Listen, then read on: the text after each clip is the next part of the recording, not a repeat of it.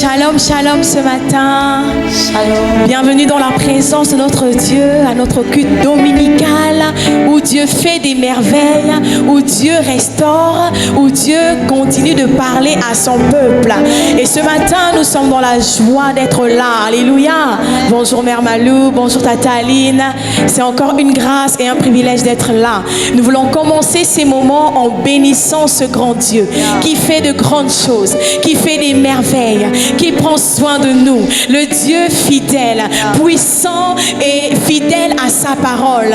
De là où nous sommes, dans nos maisons, à l'intérieur, à l'extérieur, dans les nations, nous voulons unir nos voix et bénir ce grand Dieu. Dieu de gloire, Dieu d'Israël, ce matin, nous te bénissons. Merci pour la grâce et le privilège que tu nous fais d'être dans ta maison. D'être dans ta maison et dans ta présence. Oui, dans ta présence, là où nous pouvons être, Seigneur, en intimité avec toi. Merci, Seigneur, pour le mouvement et l'être. Merci pour ta présence. Merci pour ton amour.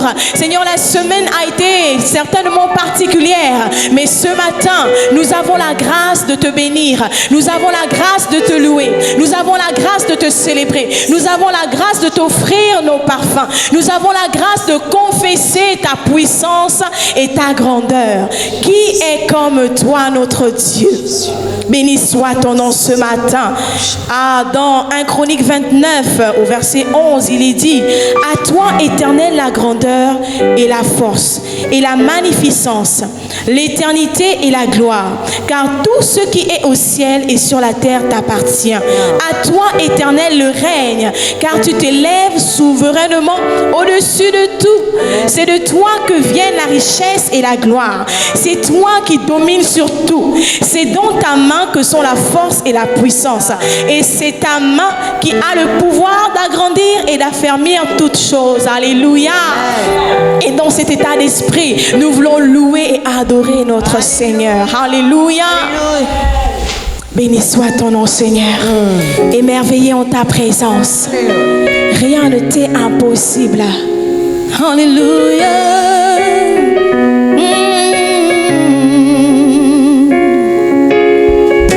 Émerveillé en ta présence. Rien ne t'est impossible.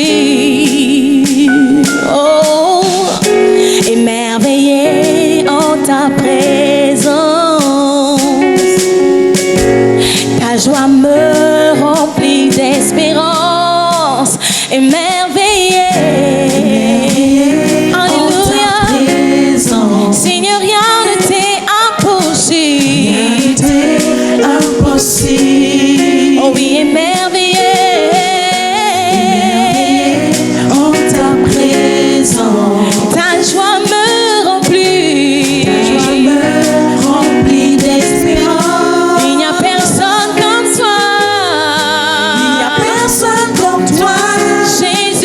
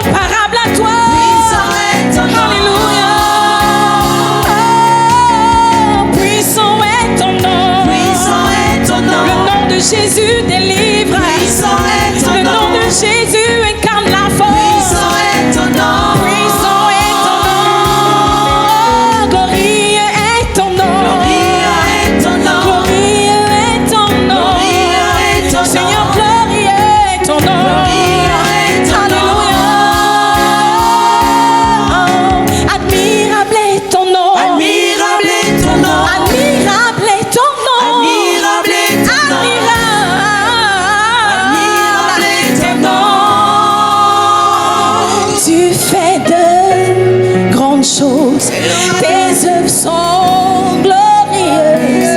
Toi le Dieu fidèle, puissant est ton nom. Tu fais de grandes choses. Alléluia, tes œuvres sont glorieuses. Toi le Dieu fidèle, puissant est ton nom.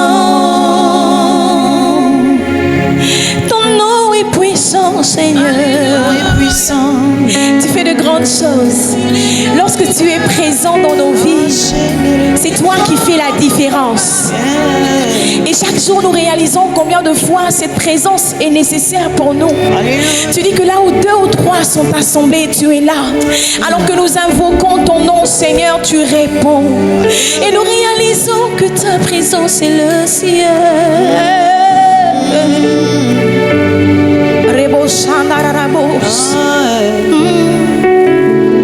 Qui est comme toi sur toute la terre. Amour et beauté incomparable. Rien ne peut me satisfaire comme toi. Jésus, tu es la source qui ne tarit pas. Oh, mais qui est comme toi sur toute la terre, Seigneur. Amour et beauté incomparable. Nous disons rien ne peut me satisfaire. Comme toi. Car Jésus, tu es la source. Jésus, tu es la source qui ne tarit pas. Oh oui, qui est comme toi, qui est comme toi. Qui est comme toi sur toute la terre. Amour et beauté, Seigneur. Amour et beauté incomparable. Oh oui, rien ne peut me satisfaire comme toi. Rien ne peut me satisfaire comme toi. Car Jésus, tu es la source intarissable. Jésus, tu es la source qui t'arrive pas. Alors nous crions ta présence. Ta présence est le ciel. Yahweh. Ta présence est le ciel. Ta présence est le ciel.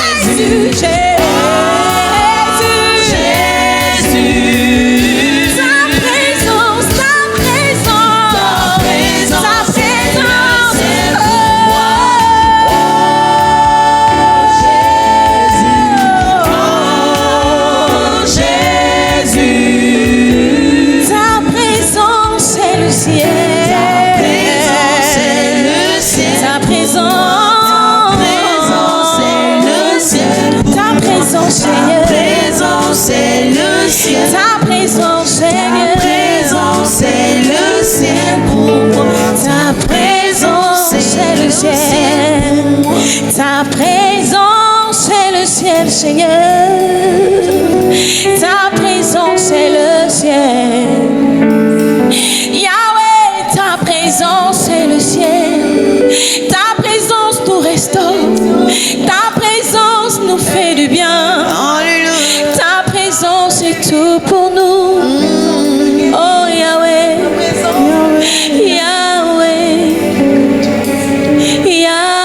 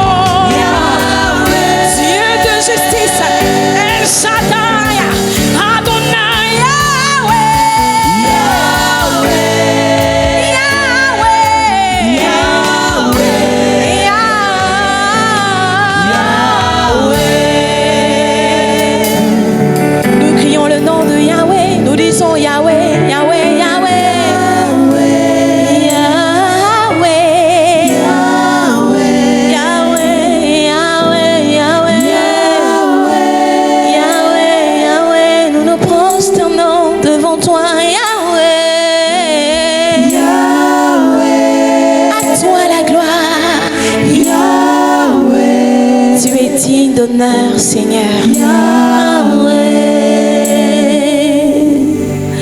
Oui, nous faisons bien de l'adorer ce matin. Alléluia. Parce qu'il est Yahweh notre Dieu. Alléluia. Il est Yahweh notre Père.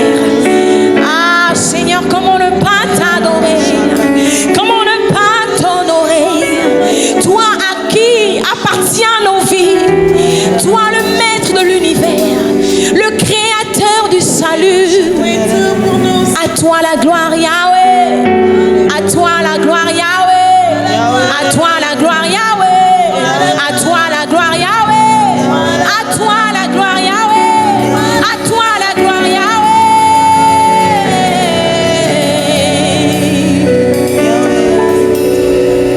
qui fait bon vivre dans ta présence, Yahweh. Et nous voulons continuer ces moments en écoutant ta parole. Nous voulons faire accueil à la parole. Nous voulons l'écouter de tout notre cœur ce matin, avec révérence, avec amour et avec zèle ce matin. Nous accueillons la parole de Dieu en acclamant notre Dieu ce matin. Personne n'est comme lui. Alléluia. Alléluia. Alléluia. Gloire à notre Dieu. Alléluia. Shalom, shalom, shalom, bien-aimés dans le Seigneur. C'est mon privilège encore ce dimanche de m'entretenir avec vous par la grâce de notre Seigneur Jésus. Béni soit l'Éternel qui nous donne l'occasion de partager encore un message du Christ, un message de vérité, un message de foi pour chacun d'entre nous. Mais avant, Seigneur, que nous nous entretenions avec toi, je voudrais inviter chacun d'entre vous à la prière, à véritablement appeler le Saint-Esprit dans ces moments de partage, pendant ce culte que le Seigneur, que nous rendons à notre Dieu tendre Père. Mon Dieu, mon roi, c'est un privilège, Père. C'est notre privilège, mon Dieu, mon roi, encore, Seigneur, d'être assemblés ici. Père éternel, Seigneur, nous faisons taire nos intelligences. Nous faisons taire, Seigneur, ceux qui ne confessent pas ton nom. Nous gardons et nous gardons nos yeux centrés sur toi. Nous restons, Seigneur, centrés, Seigneur, sur ta parole. Béni sois-tu, Seigneur, parce que par ta parole, tu convaincs encore quelqu'un aujourd'hui, tu libères quelqu'un encore aujourd'hui, tu guéris quelqu'un aujourd'hui, tu restaures quelqu'un aujourd'hui, tu donnes une parole, Seigneur, de foi et de vérité. Nous te disons merci, Père, pour ces temps d'enseignement, ces temps de partage où, Seigneur, tu parles à quelqu'un encore ce matin. Béni sois-tu, que ton nom soit glorifié. C'est dans le nom de Jésus que nous avons prié. Amen. Bien-aimés, ce jour particulier, je voudrais nous inviter à ouvrir nos livres, notre Bible, bien-aimés, dans le livre de Ruth au chapitre 1. Dans le livre de Ruth au chapitre 1. Ce livre de Ruth est un livre très, très, très intéressant. Il est court, mais riche d'enseignements. Nous allons parcourir d'ailleurs tout le livre, mais je prendrai le soin de lire seulement quelques passages qui devront nous enseigner sur quelques vérités, quelques enseignements importants, je pense, pour chacun d'entre nous. À l'époque des juges, il y avait une famine dans le pays. Un homme de Bethléem, de Juda, partit avec sa femme et ses 2 fils s'installer dans le pays de Moab. Le nom de cet homme était Elimelech. Celui de sa femme Naomi, et ses 2 fils s'appelaient Machlon et Kishon. Ils étaient Éphratiens de Bethléem à Juda, arrivés au pays de Moab, ils s'y établirent. Elimelech, le mari de Naomi, mourut et elle resta avec ses 2 fils. Ils prirent des femmes moabites, l'une s'appelait Orpa et l'autre Ruth, et ils habitèrent là environ 10 ans. Machlon et Kishon moururent aussi tous les 2 et Ruth resta privée de ses 2 fils et de son mari. Alors, elle se leva, elle et ses belles-filles, afin de quitter le pays de Moab. En effet, elle y avait appris que l'Éternel était intervenu en faveur de son peuple et lui avait donné du pain. Elle partit de l'endroit où elle habitait, accompagnée de ses 2 belles-filles. Elle se mit en route pour retourner dans le pays de Juda. Au verset 14, elles se mirent à pleurer tout haut. Orpa embrassa sa belle-mère, mais Ruth lui resta attachée. Ruth répondit, « Ne me pousse pas à te laisser et repartir loin de toi. Où tu iras, j'irai. Où tu habiteras, j'habiterai. Ton peuple sera mon peuple et ton Dieu sera mon Dieu. Où tu mourras, je mourrai et j'y serai enterré. Que l'Éternel me traite avec la plus grande sévérité si autre chose que la mort me sépare de toi. » La voyant décidée à l'accompagner, Naomi cessa d'insister auprès d'elle. Verset 19, elles firent ensemble le voyage jusqu'à leur arrivée à Bethléem. Lorsqu'elles rentrèrent dans Bethléem, toute la ville fut dans l'agitation à cause d'elle. Les femmes disaient, « Est-ce bien Naomi ?» Elle leur dit, « Ne m'appelez pas Naomi, appelez-moi Mara, car le Tout-Puissant m'a rempli d'amertume. » Amen. Amen. Amen. Comme je vous le disais, ce livre de Ruth est très court, mais il est riche d'enseignements. Si je devais donner un thème à mon message de ce jour, je dirais sacré Elimelech. Sacré Elimelech. Sacré Elimelech. Oui, je dis sacré Elimelech, comme on pourrait dire quel chanceux c'est Elimelech. Quel chanceux c'est Elimelech. Mais lorsque nous allons dans les Écritures, vous vous poserez effectivement la question de savoir pourquoi est-ce que je traite effectivement Elimelech de chanceux, alors que les passages que nous pouvons lire nous parlent du contraire. Voyez-vous, le livre de Ruth se situe au temps des juges, à l'époque où les chefs gouvernaient Israël. Et l'auteur de ce livre, qui est d'ailleurs anonyme, semble avoir été écrit au début de la monarchie, au début de ce temps où Israël était envahi, était dominé par d'autres peuples. Alors, Elimelech, qui est Elimelech? Elimelech, c'est un homme de Bethléem, de la ville de Juda. Et on voit bien que Elimelech vient de Bethléem, et il a eu une femme, sa femme Naomi, et il a eu 2 enfants avec Naomi, Machlon et Kilion. Mais vous savez, c'est important de connaître et de comprendre cette histoire d'Elimelech, parce qu'il est à Bethléem. Bethléem, c'est cette ville dont la signification signifie maison de pain. Maison de pain. Bethléem signifie maison de pain. Et voilà, alors que Elimelech est dans la maison de pain, à l'endroit où on fabrique le pain. Elimelech, alors que le pain vient à manquer, va décider de migrer. Il va décider de migrer, et le voilà qui va aller s'installer dans le pays de Moab. Comment Elimelech peut-il quitter la maison où on fabrique le pain pour aller s'installer dans la maison de Moab? Et lorsqu'on construit un peu, on essaye un peu d'aller un peu plus loin, on découvre que la vie de Elimelech est une vie un peu compliquée. Vous savez, avant, les parents, lorsqu'ils donnaient des noms aux enfants, ils expliquaient ces noms étaient toujours en relation avec les circonstances dans lesquelles ils vivaient. Moi, j'ai regardé un peu, et Machlon, en fait, signifie malade. Et Kilion signifie destruction.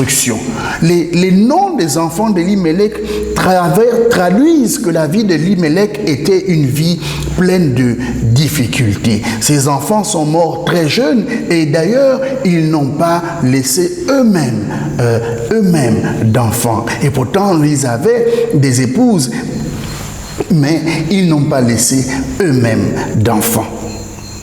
Bien-aimés, cette histoire m'a bouleversé le cœur. Cette histoire m'a bouleversé le cœur de savoir que voici un homme, Elimelech, sacré Elimelech, qui va quitter la ville. Il va quitter la ville où on fabrique le pain pour aller vers la ville de Moab. Aller vers la ville de Moab, cette ville pour aller chercher du pain. Il a quitté cette ville de Bethléem, qui a vu naître le Christ Jésus. Il a quitté cette ville où on fabrique le pain pour aller chercher du pain ailleurs. Dieu avait privé la ville de Bethléem de pain, et voilà qu'Elimelech, au lieu d'attendre des temps plus favorables, va migrer vers la ville de Moab. Bien-aimés, il y a ces temps effectivement où nous faisons comme sacré Elimelech, nous migrons, nous quittons la ville où l'on fabrique du pain pour aller vers la ville de Moab. La ville de Moab, c'est une ville, en réalité, une ville interdite. Lorsque vous allez regarder dans les Écritures, les Moabites ne sont pas des amis d'Israël. Les Moabites bien-aimés ne sont pas des amis d'Israël.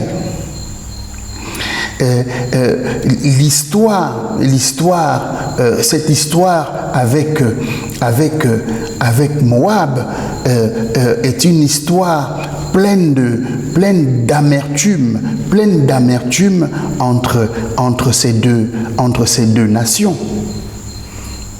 Mais voilà que notre ami sacré Elimelech va quitter la ville où on fabrique le pain pour venir habiter à Moab.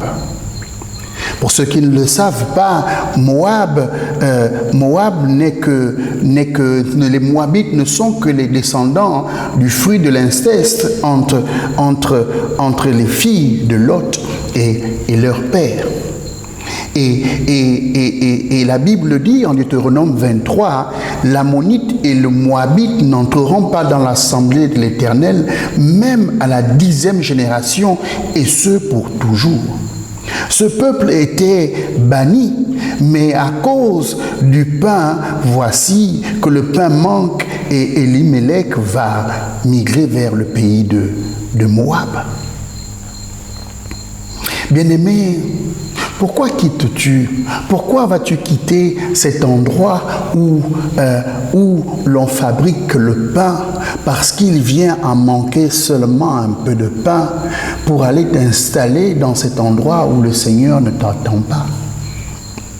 Il y a ça, et ça arrive souvent. Dans nos églises, nous avons des transhumances de nos frères et sœurs qui, d'un lieu à un autre, se baladent d'une église vers une église à la recherche de pain. Alors que là où vous êtes, là où le Seigneur t'a installé, c'est l'endroit où il va te nourrir. À cause d'une frustration, nous voyons des frères et des sœurs quitter des églises pour aller vers d'autres églises. En réalité, ils ne sont juste qu'à la recherche du pain. Mais le pain, même quand il vient à manquer, il faut demeurer dans la maison de l'Éternel. Même lorsque tu es dans les difficultés, lorsque tu passes par des moments difficiles, bien-aimé, ton Seigneur est là, il demeure là, il est le même hier, aujourd'hui et éternellement. Il ne s'agit pas de changer de façon, il ne s'agit pas de changer de nouvelles dispositions, de changer d'endroit. Notre Dieu est omnipotent, il est omniscient, il est omniprésent.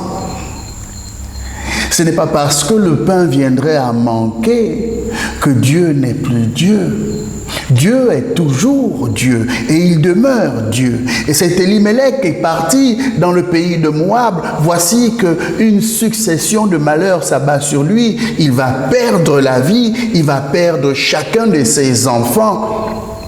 Et voici que notre ami Elimelech, au lieu de rester à Bethléem, la maison du pain, et implorer et invoquer le Seigneur, va chercher à fuir les difficultés. Bien-aimé, quelle difficulté veux-tu fuir?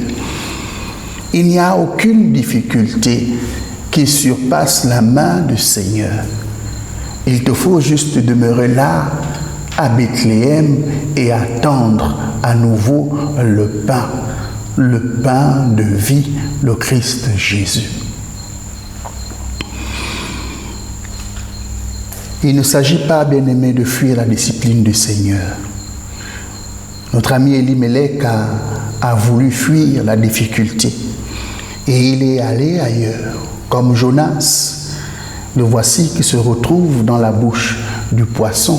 Le voici qui se retrouve dans la bouche de Moab. et il se retrouve englouti. Le voici déclaré mort, lui et sa descendance.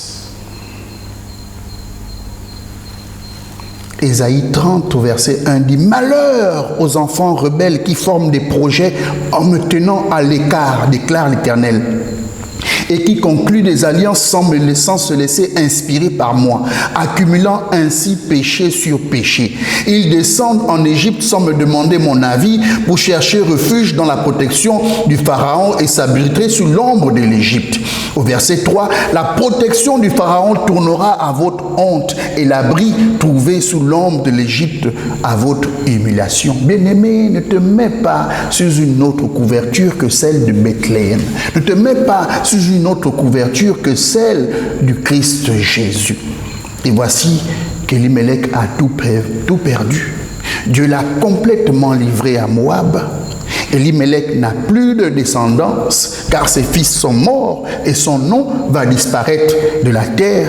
Elimelech est mort hors de son pays, hors de sa famille, hors de son Dieu à cause du pain de la mort.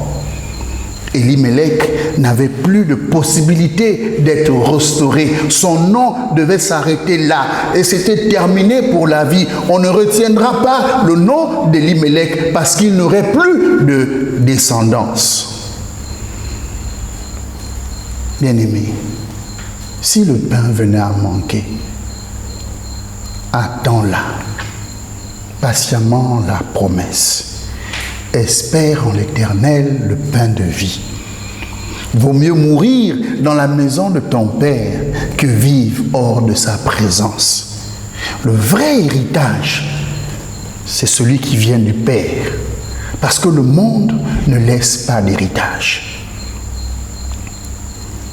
Voici l'histoire d'Elimelech. Mais nous voyons qu'à côté d'Elimelech, il y a Naomi, appelée encore la gracieuse, qui alors que son mari, elle se retrouve là, une veuve, éplorée, déplorée, va prendre la décision de se lever et retourner vers le pays de son père à Bethléem.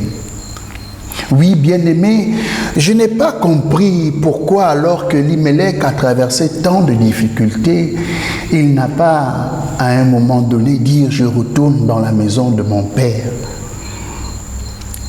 Naomi savait, et c'est ce qu'on dit, c'est ce que dit la Bible. La Bible dit au verset 6, alors elle se leva, elle et ses belles-filles, afin de quitter le pays de Moab. En effet, elle y avait appris que l'Éternel était intervenu en faveur de son peuple et il lui avait donné du pain. Elle partit de l'endroit où elle habitait, accompagnée de ses deux belles-filles. Elle se mit en route pour retourner dans le pays de Juda. Ah, bien-aimé, ne reste pas assis. Lève-toi comme Naomi, mets-toi en mouvement vers le pain de vie. Je le disais encore il n'y a pas longtemps, il y a une grande différence. Il y a une grande différence, bien-aimé, entre le pain du boutiquier et le pain du boulanger. Il y a une grande différence. Allez-y chez le boutiquier du quartier et prenez un pain. Et allez-y à la boulangerie. Allez-y à la boulangerie, chez le boulanger. Pas chez le détaillant, chez le boulanger qui fabrique le pain et prenez un pain. Vous verrez qu'il y a une grande différence. Il y a une grande différence dans la qualité du pain, il y a une grande différence. Parce que le boulanger qui fabrique le pain, le vrai pain, le pain de vie, n'a rien à voir avec le boutiquier qui manipule et qui manipule le pain à tout va, avec des mains parfois qui ne sont pas propres, avec un étalage qui n'est parfois pas agréable à la vue.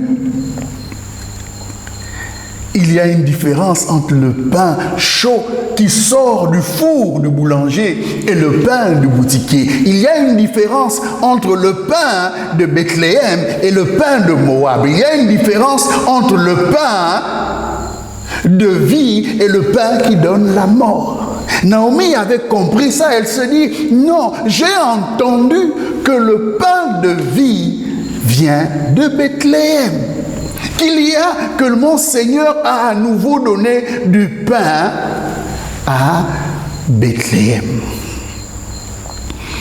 Naomi pouvait rester à Moab et attendre sa mort. C'est parce qu'elle a fait. Elle s'est levée. Comme l'enfant prodige, elle s'est dit, dans la maison de mon père, je peux au moins manger ce que même les serviteurs mangent. Naomi, en fait, n'avait jamais quitté l'Éternel des yeux. Naomi, en fait, savait à un moment que l'Éternel est intervenu en faveur de son peuple. Bien-aimé, mets-toi en mouvement.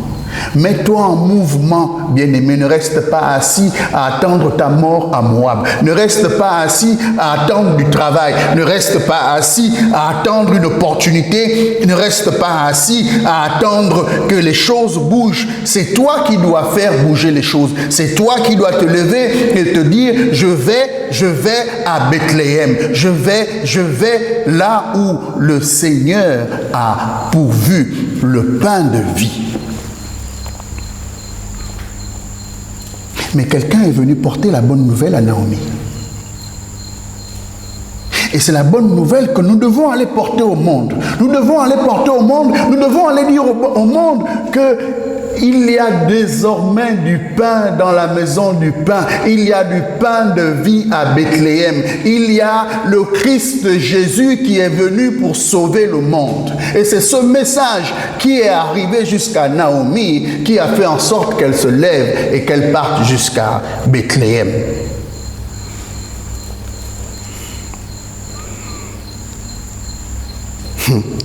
Et d'ailleurs, l'histoire nous raconte que lorsque Naomi arrive à Bethléem, alors qu'elle est avec sa belle-fille Ruth, elle commence à lui donner des conseils avisés. Elle commence à lui donner des conseils avisés.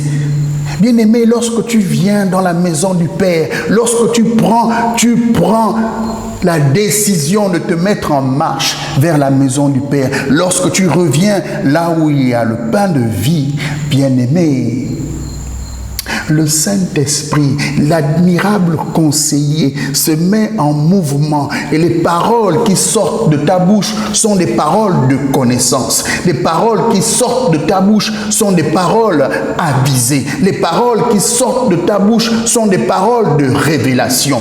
Elle va dire à Ruth, mets-toi là, couche-toi là, mange comme ça, fais comme si. Elle construit la destinée de sa belle-fille. Bien-aimé, à qui tu donnes des conseils?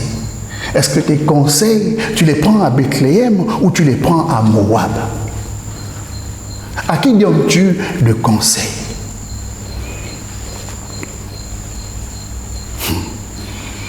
Vous voyez, Naomi croyait avoir tout perdu. Mais même quand nous croyons avoir tout perdu, Dieu nous réserve toujours quelque chose. Dieu nous réserve toujours quelque chose.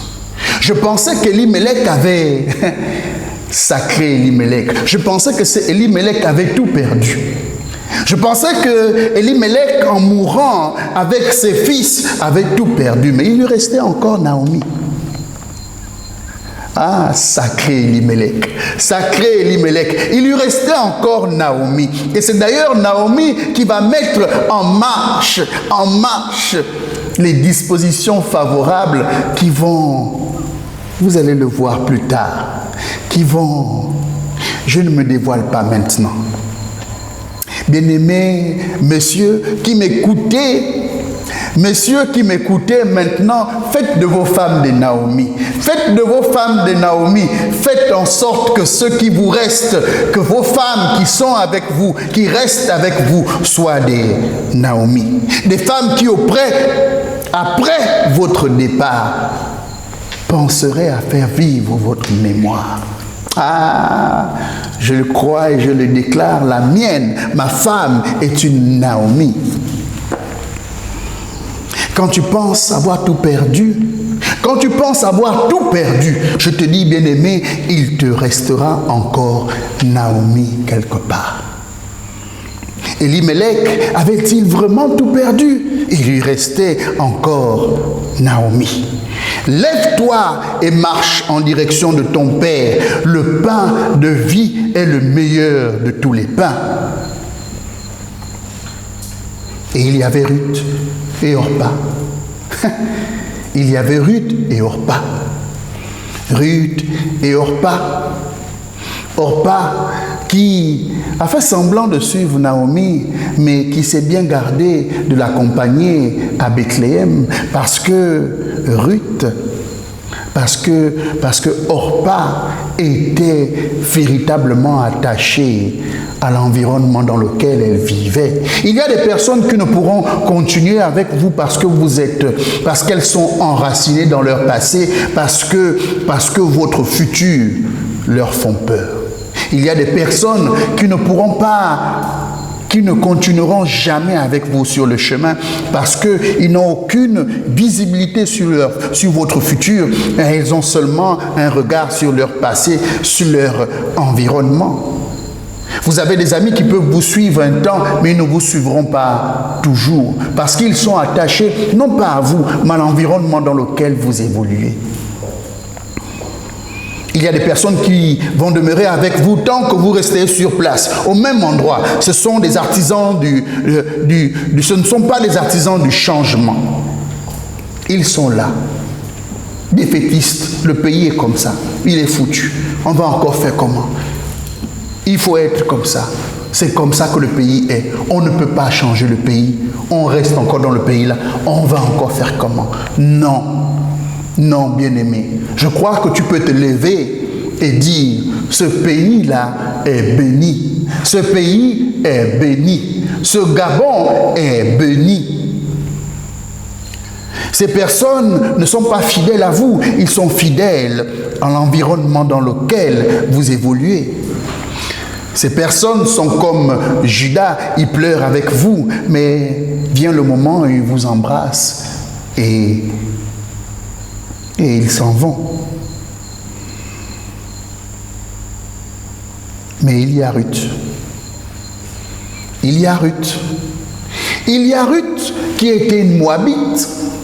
Il y a Ruth qui était une Moabite. Et je vous l'ai dit, les Moabites n'avaient pas part à l'héritage. Les Moabites étaient bannis de l'héritage du Seigneur.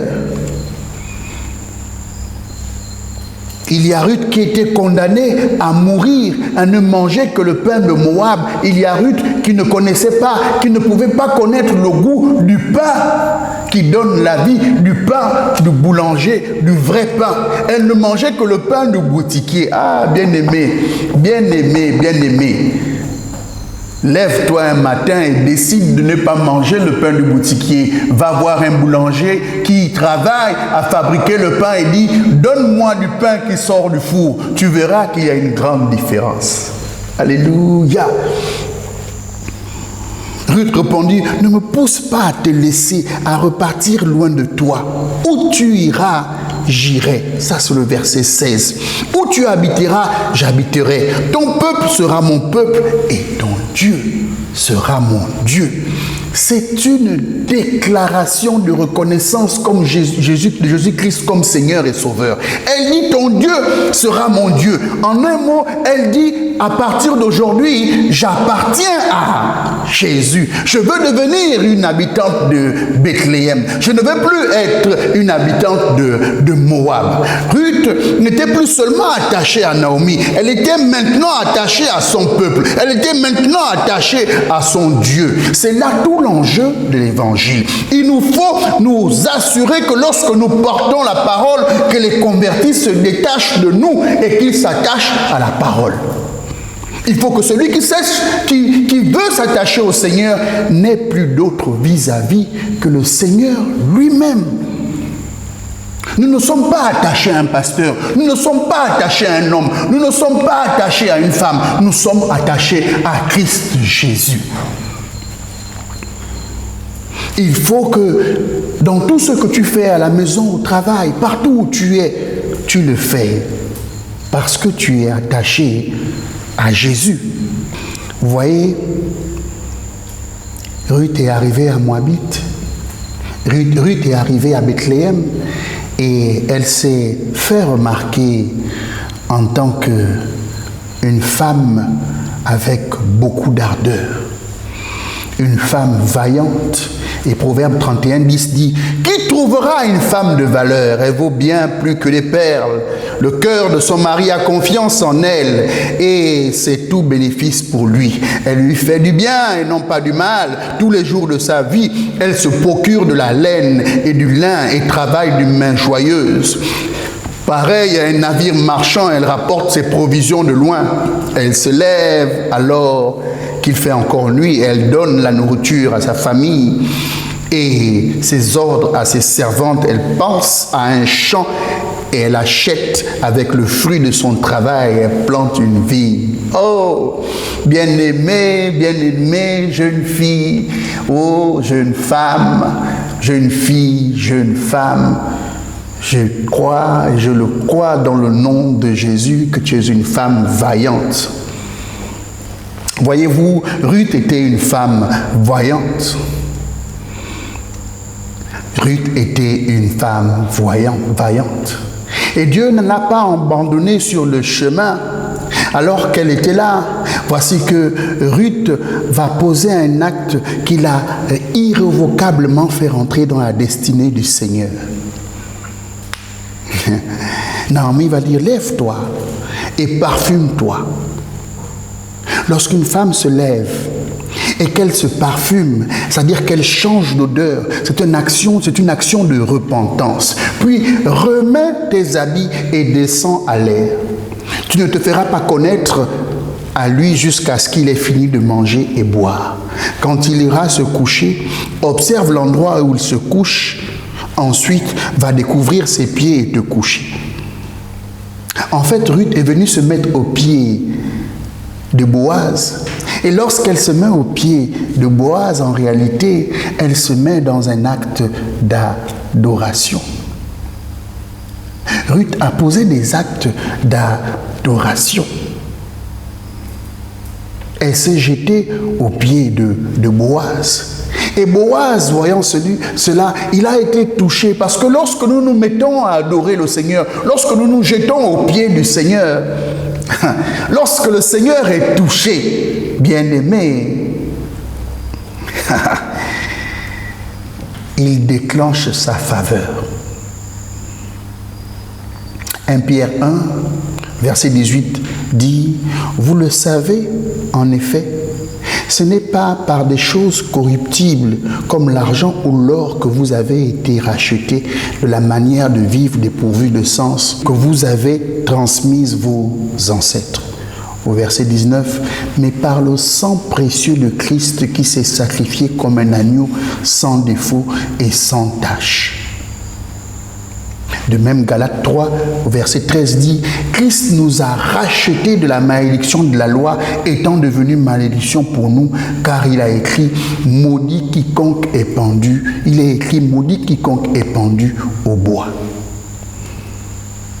Vous voyez, bien-aimés, lorsque Ruth s'est mise à adorer, lorsque Ruth s'est mise aux pieds de Boaz, Boaz, touché par cette action,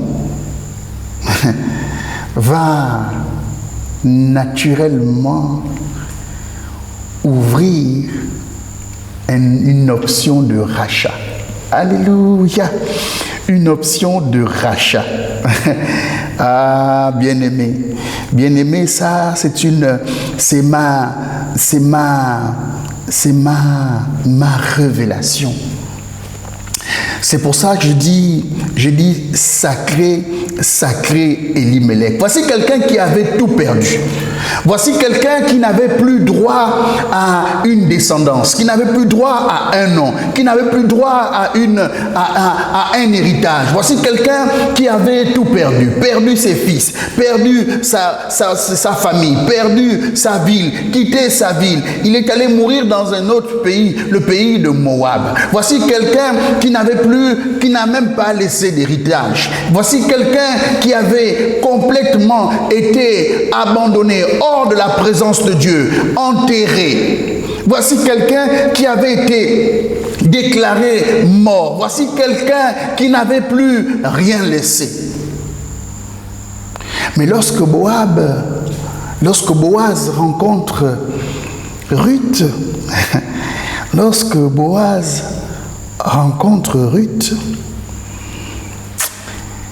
il va faire quelque chose d'important. Il va aller voir le plus proche parent de Ruth et il va lui dire, écoute, j'ai rencontré, voici les parents d'Elimelech, son épouse et sa belle-fille. C'est toi qui as le droit de rachat, mais si tu rachètes, si tu prends Naomi pour épouse, ou tu prends Ruth pour épouse, ce qui va se passer, c'est qu'ils vont rentrer dans ton héritage. Donc ton héritage sera maintenant divisé. Tes enfants que tu avais vont s'ajouter aux enfants, vont s'ajouter à Naomi, vont s'ajouter à Ruth, qui rentreront dans ton héritage. Et le plus proche parent de Naomi, sentant que son héritage devait être divisé, va décliner parce qu'il ne voulait pas faire passer son héritage à Naomi et à Ruth. Voyant cela, Boaz va dire, il n'y a pas de problème. Moi, je prends la décision de faire rentrer Naomi et Ruth dans mon héritage. Cela signifie en réalité que Elimelech, qui n'avait pas de descendance, voici que Elimelech va désormais avoir une descendance. Voici que Elimelech, qui était totalement mort, déclaré mort, va rentrer va voir sa vie ressusciter et faire bénéficier à son épouse et sa belle-fille d'un héritage sacré. Et d'ailleurs, de cette lignée naîtra notre roi David. De cette lignée viendra le Christ Jésus. Voyez-vous, Boaz va racheter Ruth pour que la famille d'Elimelech ne soit pas anéantie de la surface de la terre. Bien-aimés, voyez-vous que même Elimelech qui était mort voit un héritage lui revenir, et c'est là la grâce infinie de Dieu. Et c'est là la grâce infinie de Dieu. Bien-aimé, je ne sais pas qu'est-ce que tu as perdu. Je ne sais pas qu'est-ce que tu crois avoir définitivement perdu. Je ne sais pas ce que tu penses qui est totalement terminé. Mais mon message de ce jour, c'est pour te dire à toi que même dans le tombeau, même dans le séjour des morts, Jésus-Christ est Seigneur. Il est capable, et il l'a déjà fait, d'aller jusque dans le séjour de mort, récupérer la clé du séjour de mort et ramener à la vie ce qui avait été déclaré mort. Ah, sacré Elimelech, sacré Elimelech, voici que par Christ Jésus, tu as été restauré. Et je voudrais dire à quelqu'un ce soir, sacré, sacré Elimelech, tu as été restauré. Tendre Père, mon Dieu, mon roi, Je te bénis de ce que, Seigneur, tu restaures quelqu'un encore ce dimanche. Je te bénis de ce que tu restaures quelqu'un encore ce jour par ta grâce. Je te bénis, Père éternel, toi qui es le vrai pain, toi qui donnes le vrai pain, le pain de vie. Non pas le pain de boutiquier, mais le vrai pain de boulanger. Je bénis ton saint nom, Père, parce que voici que tu nous ramènes à Bethléem et tu nous donnes, Seigneur, notre part d'héritage. Tu nous remets dans ta lignée, tu nous as rachetés à un si grand prix, le Christ Jésus. Que ton nom soit glorifié, que ton nom soit élevé. C'est dans le nom de Jésus que nous avons prié. Amen, amen, amen. Bon dimanche à tous. Paix et grâce dans vos maisons. Amen.